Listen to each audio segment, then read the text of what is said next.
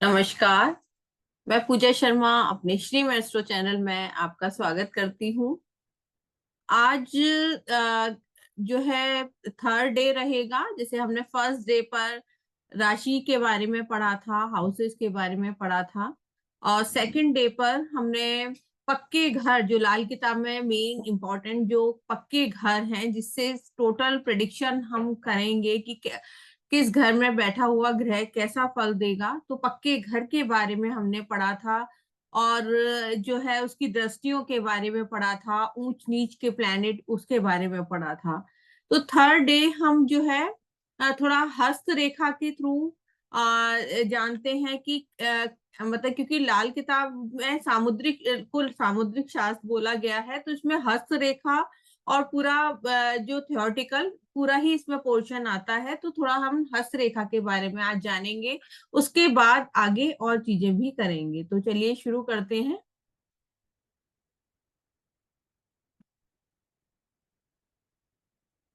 तो और मेरी आप लोगों से यही कहना है कि आप जो है 1952 पंडित रूपचंद जोशी जी की बेनी माधव गोस्वामी जी ने उन्हें कन्वर्ट किया है, लिखी पंडित रूपचंद जोशी जी ने है। तो वो जो बुक आप जरूर मंगा लें और उसका एक पेज डेली पढ़ें। देखिए स्टार्टिंग में वो समझ में नहीं आएगी, लेकिन आप धीरे धीरे पढ़ेंगे तो अपने राज ये खोलेगी। तो आपको ये बुक जरूर मंगा लें, तभी आपको समझ में आएगा। तो देखिए हस्त रेखा का ये के बारे में आज हम थोड़ा सा जानेंगे।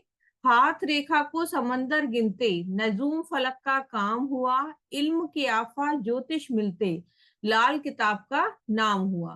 तो हाथ रेखा को, हस्त रेखा को जैसे हमने समुद्रिक शास्त्र बोलते हैं ना, वो ही है।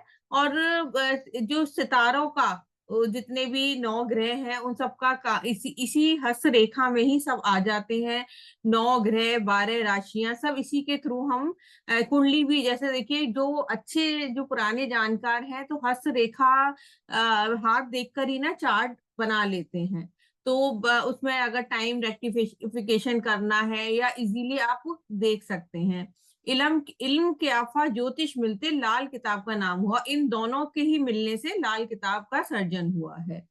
तो देखिए अब यहाँ पर इसमें ना 35 ईयर साइकिल, 36 ईयर साइकिल, मतलब जो दशा विंशोत्तरी दशा नहीं ली गई है, तो इस तरह से 35-35 साल की साइकिल होती है। और 3-3 साल के लिए घर एक्टिवेट होता है। तो ये इजीली इसमें बताया गया है। जो इसमें देखिए 1 2 3 नंबर ये लिखे हुए हैं ना, यहाँ पे देख सकते हैं। ये इंडेक्स फिंगर है, तर्जनी जिसे फिंगर बोलते हैं, ये बृहस्पति की फिंगर है। तो यहाँ पे ये फर्स्ट हाउस है, ये सेकंड है, ये थर्ड है, आप ये देख सकते हैं। और इसके बाद ये मिडिल फिंगर जो होती है वो शनि की होती है। और रिंग फिंगर आप ये देख सकते हैं, ये रिंग फिंगर है, ये जो है सन की है, सूर्य की उंगली है। और ये बुध की है, मरकरी की है। तो ये कुंडली का दूसरा घर है, सेकंड हाउस बोलते हैं। इसको फिफ्थ बोलते हैं, इसको 11th बोलते हैं, और इसको 8th हाउस बोलते हैं। ठीक है। अब ये अंगूठा जो है, अंगूठा जो है शुक्र का होता है। यहाँ राहु केतु की भी इसमें जो बताई गई है, तो वो उसका भी असर बताया गया है। तो देखिए ये कुंडली का फर्स्ट हाउस, ये सेकंड, ये थर्ड। यहाँ से आप देखिए, ये यहाँ से ये फिफ्थ हाउस है। मिडिल फिंगर को के बारे में भी बात करेंगे। तो यहाँ पर ये फोर्थ हाउस है, ये फिफ्थ है, ये सिक्स्थ है। ठीक है। और ये आठवां घर है, तो seventh house, eighth house, ninth house.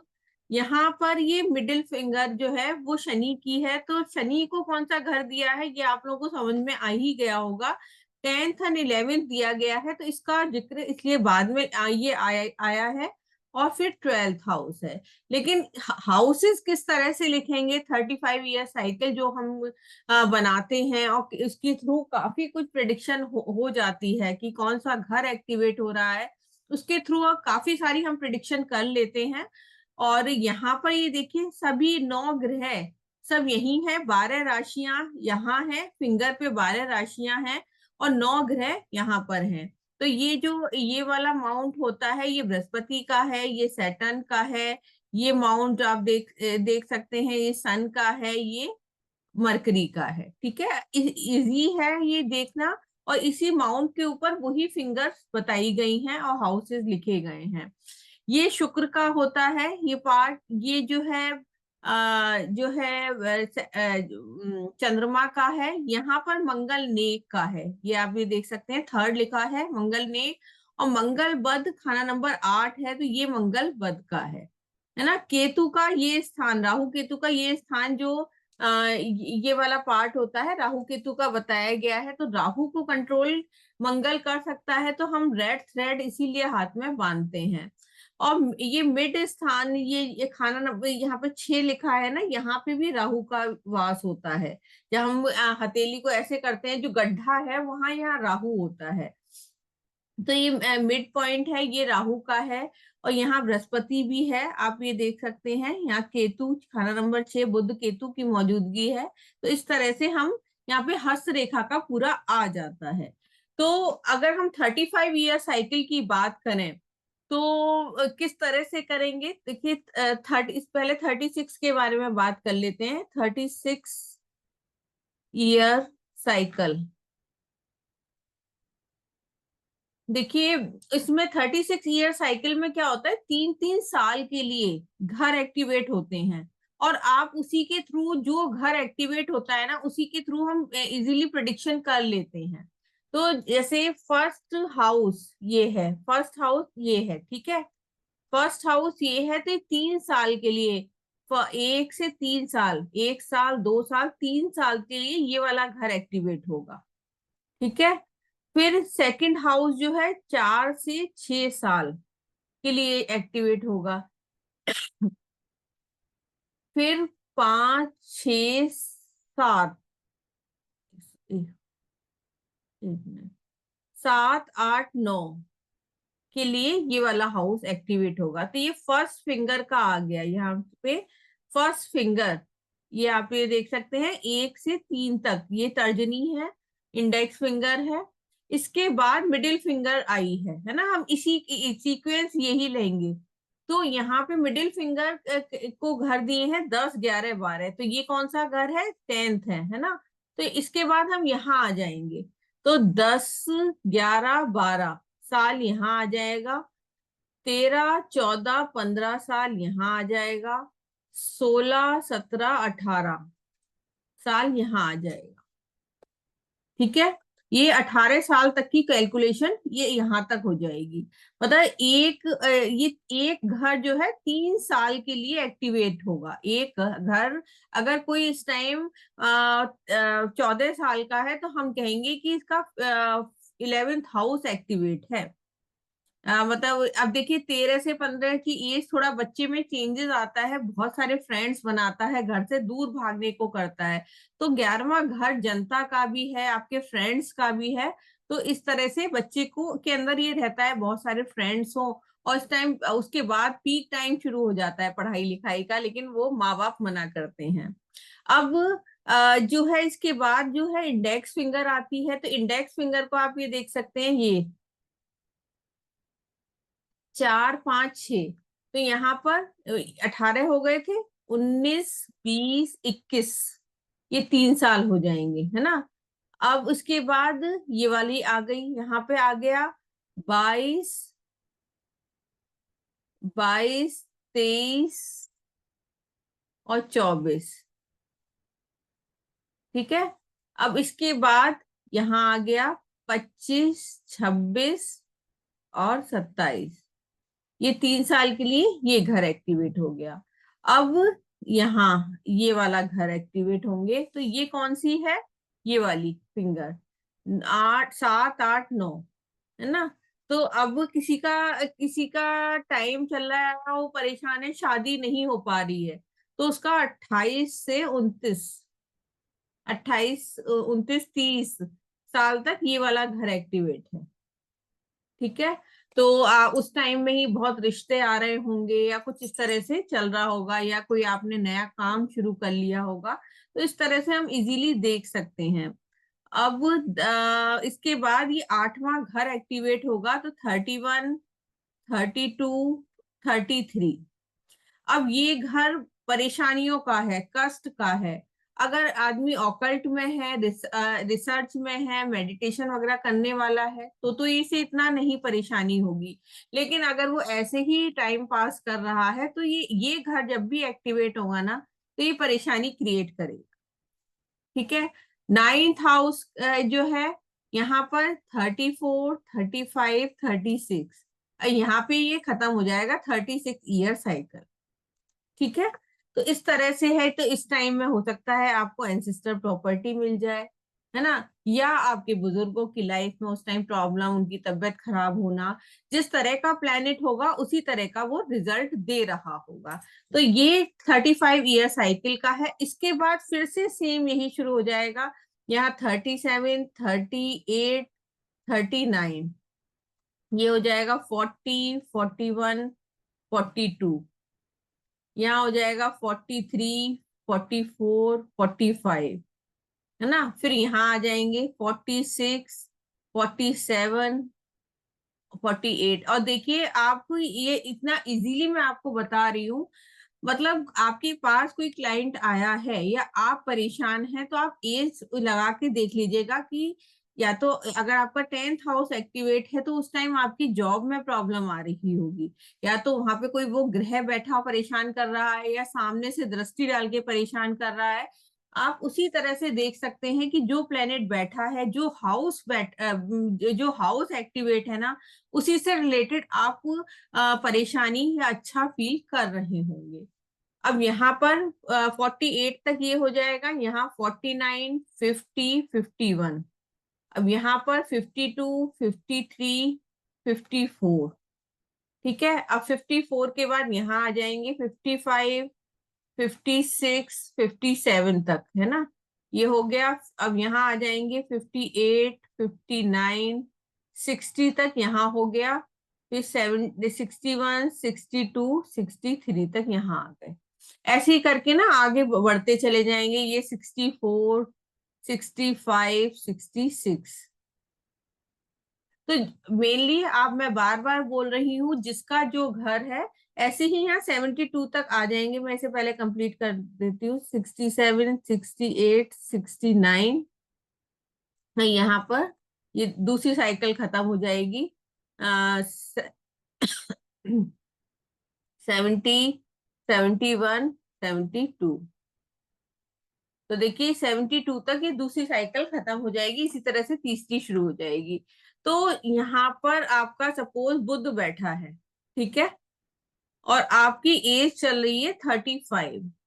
तो आप ये कह सकते हैं बुध के रिलेटेड प्रॉब्लम आएगी। मरकरी से रिलेटेड, मरकरी की चीजें क्या है वो मैंने आपको बताई थी कि मरकरी की चीजें क्या है, उससे रिलेटेड आपकी लाइफ में प्रॉब्लम है। अगर सपोज यहाँ सूर्य भी है, ठीक है, 9th में सूर्य है, यहाँ पर सन है, ठीक है, आपकी एज क्या चल रही है इस टाइम, 71 चल रही है, और आप कह रहे हो कुछ स्पाइन से रिलेटेड प्रॉब्लम आ रही है मेरे को, मतलब अब मैं बैठ भी नहीं पा रहा हूँ, कुछ प्रॉब्लम्स काफी चल रही हैं, हेल्थ इश्यूज, बेड पर ही हूँ। तो आप ये कहते, देखिए इस जो सूर्य है ना, स्पाइन का भी कारक है। 9th हाउस में जो है सूर्य स्पाइन का कारक है। तो इस केस में ऐसे पर्सन को स्पाइन से रिलेटेड दिक्कतें आएंगी।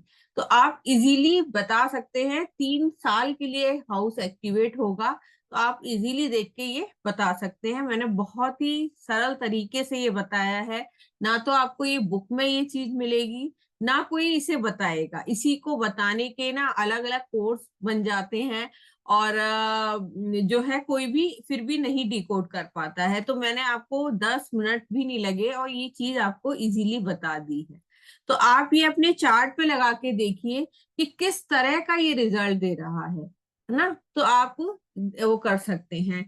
सपोज यहाँ पर मैं कोई एक चार्ट आपको, हम्म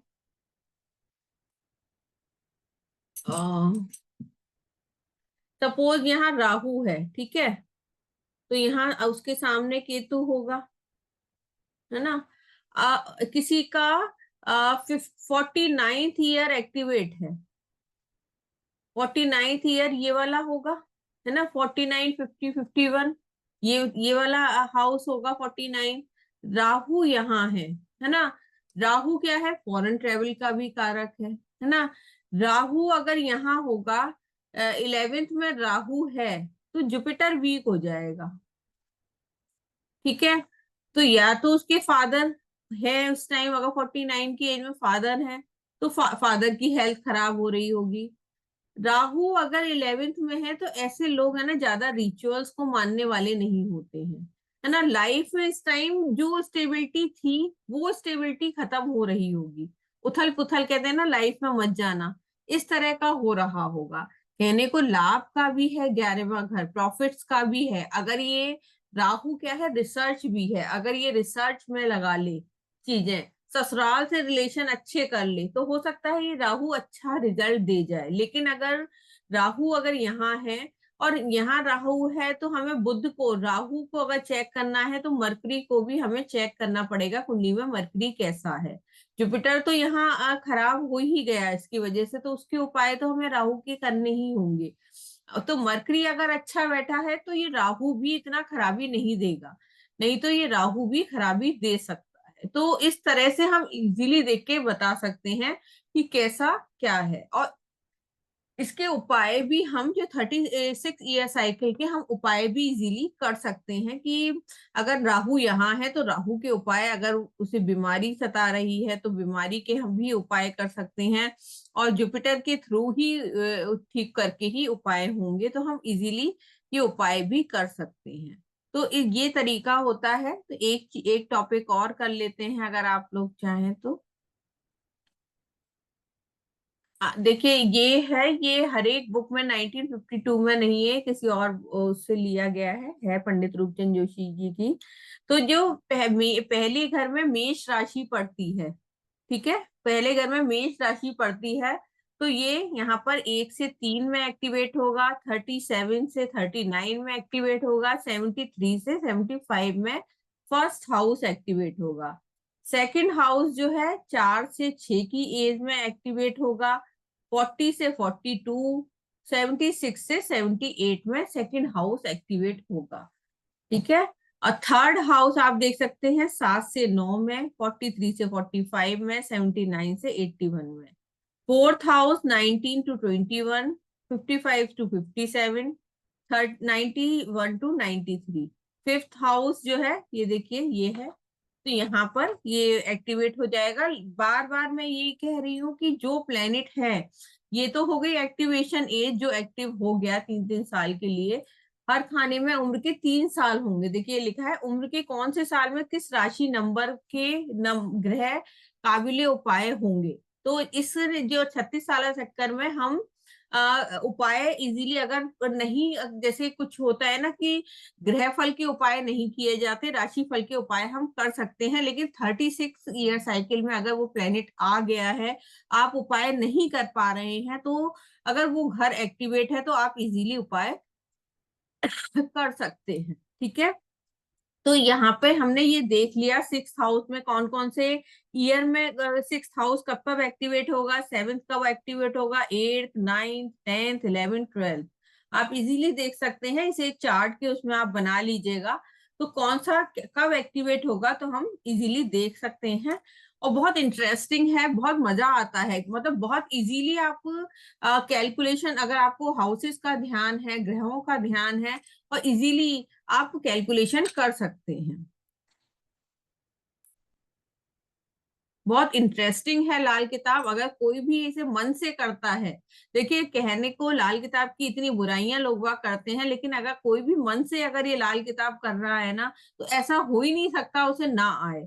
और पिन पॉइंट प्रिडिक्शन होती है लाल किताब, टोटली रूल बेस्ड होती है। तो अगर इसकी हम थोड़ा बहुत अच्छे से मेहनत कर लेना, तो इजीली हम कर पाएंगे। अब देखिए, आप ये ग्रह कौन कौन से कब कब ये भी बहुत इंटरेस्टिंग है। जैसे हर ग्रह की एज लिखी गई है कि कौन सा ग्रह किस एज में एक्टिवेट होता है, और कितने साल के लिए एक्टिवेट होता है। तो जैसे शनि 6 साल के लिए एक्टिवेट होगा। ठीक है, राहु भी 6 साल के लिए एक्टिवेट होगा। केतु की जो है 3 साल के लिए एक्टिवेट होता है। बृहस्पति 6 साल के लिए। सूर्य को 2 साल दिए गए हैं, ये 35 ईयर साइकिल का फर्स्ट पार्ट है। और चंद्रमा को 1 साल दिया गया है। शुक्र को 3 साल। मंगल को 6 साल। और केतु को भी 2 साल दिए गए हैं। तो इसको आप टोटल करेंगे तो 35 आएगा।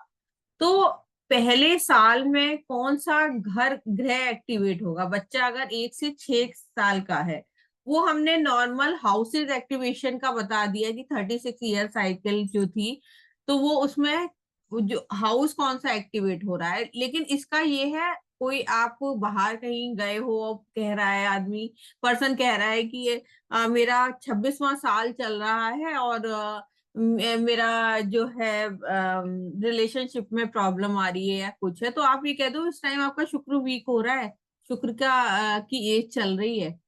आप इजीली इसमें बता सकते हैं। तो देखिए 1 से 6 साल में शनि एक्टिवेट होगा। 7 से 12 में राहु। केतु जो है 13 से 15 में। बृहस्पति 16 से 21 में एक्टिवेट होगा। शनि 22 से 23 में। चंद्रमा 24वें में। शुक्र 25, 26, 27 3 साल। 28 से 33 जो है मंगल एक्टिवेट होगा। और बुध जो है 34 से 35, 34, 35 2 साल के लिए एक्टिवेट होगा। तो इससे भी हम काफी कुछ प्रिडिक्शन कर सकते हैं। तो जब प्रिडिक्शन पार्ट में आएंगे तब हम इजीली प्रिडिक्ट कर पाएंगे। तो देखिए शनि क्या है, अब मैं इजी तरीका और बता दे रही हूँ। अब बच्चा पैदा हुआ, बच्चे ने जन्म लिया, तो वो उसके पास लाइफ कर्मा भी होते हैं और माँ बाप के कर्मों की के भी उस बच्चे में कर्मा होते हैं कि जैसा बच्चा पैदा हुआ। तो अब शनि बच्चा पैदा हुआ तो 1 से 6 साल में क्या होता है, बच्चा पैदा होता है तो कहते हैं ना बच्चा बड़ा शुभ है, आते ही पिता की अच्छी नौकरी हो गई, घर बन गया। तो ये बच्चे का हम 6 साल तक ये शनि का देखेंगे। अगर शनि उसकी कुंडली में अच्छा है तो फादर को गेन करा देगा। फादर का प्रमोशन हो गया, नई जॉब लग गई, घर भी खरीद लिया, व्हीकल भी खरीद लिया, तो इस तरह से हम देख सकते हैं। अब बच्चा 7 से 12 में, अब 12 इतना बड़ा होता है ना, तो बच्चा जो फर्स्ट क्लास में होता है, तो उस टाइम में उसके दिमाग बहुत ज्यादा तेज चल रहा होता है, नॉटीनेस भी उसके अंदर आ रही होती है। तो वो सोचता है कि किंडरगार्टन से मैं बड़े स्कूल में क्लास में आ गया हूँ, तो अब मैं अपनी मनमानी कर सकता हूँ। तो इस एज में ना बच्चा बड़ी शैतानियां करता है। अब यहाँ पे आए केतु की एज। केतु की एज में जो बॉडी में चेंजेस शुरू हो जाते हैं, जो फीमेल के हैं तो फीमेल की साइकिल शुरू हो जाती है, मेल है तो उसका अलग वो जो वॉइस चेंज होना और जो भी चीजें वो चेंज होनी शुरू हो जाती है। बच्चा है ना थोड़ा सा डिटैच अपने पेरेंट्स से दूर होना शुरू हो जाता है, उसको थोड़ा आइसोलेशन या अपने फ्रेंड्स की तरफ जाना, इस तरह उस टाइम बहुत अच्छा लग रहा होता है। अब 16 से 21 साल अगर देखिए जुपिटर का है, तो जुपिटर अगर अच्छा है तो इस टाइम में आपको काफी ग्रोथ दे जाएगा। और अगर जुपिटर अच्छा है तो देखिए पहले जी की बताते थे कि वो बच्चा है ना काम करना, पिता का हाथ बटाना शुरू कर देता था और अपना उसके संग बिजनेस, उसकी शॉप पे बैठने लगा, ये काम शुरू कर देता था, मतलब अर्निंग उसकी शुरू हो जाती थी।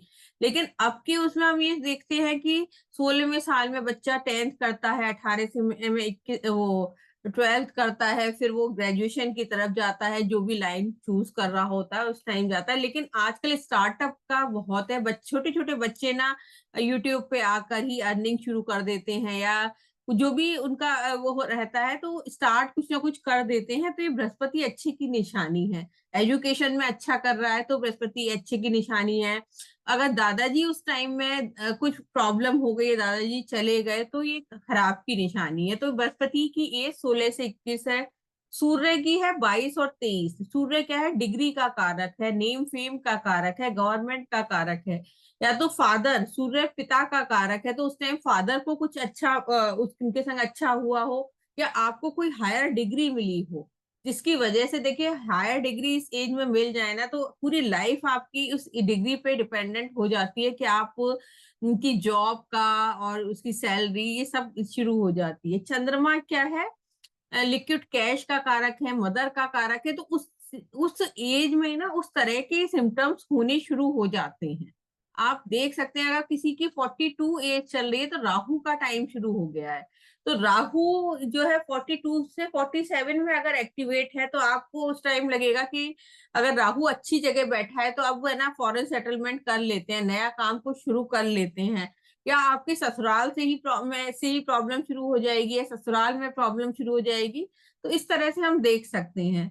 अब शुक्र के बाद मतलब चंद्रमा पे थे, तो चंद्रमा क्या है, हो सकता है कि आपकी डेली इनकम शुरू हो गई हो, आपने नया काम शुरू कर लिया हो, तो वो शुरू हो गई हो, या चंद्रमा जो है पढ़ाई का भी देखते हैं, तो पढ़ाई आपकी स्टार्ट हो गई हो। शुक्र से है जो है रिलेशनशिप देखते हैं, लग्जरी देखते हैं, स्पाउस देखते हैं, उस टाइम आप रिलेशनशिप में आ गए हैं, है ना, शादी हो रही है, या आपका ब्रेकअप हो गया तो शुक्र उस टाइम शायद वीक चल रहा है।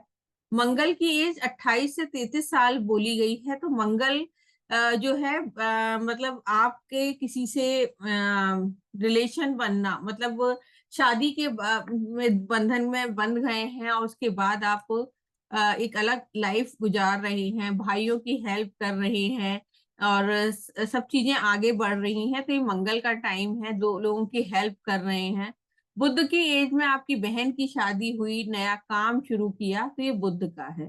तो इस तरह से ये साइकिल चलती है, और हम इसमें इजीली, अगर हम देखिए, वो मैं 35 ईयर साइकिल भी निकालना बताऊंगी, मेरी और भी वीडियोस हैं, आप देख सकते हैं उसमें।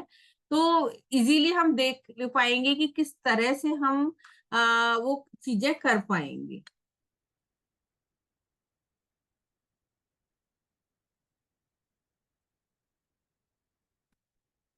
तो आज हम इतना ही करते हैं, नेक्स्ट वीडियो में स्टेप बाय स्टेप चलेंगे, तो जिससे आप लोग भी प्रैक्टिस करते रहेंगे तो प्रॉब्लम नहीं होगी।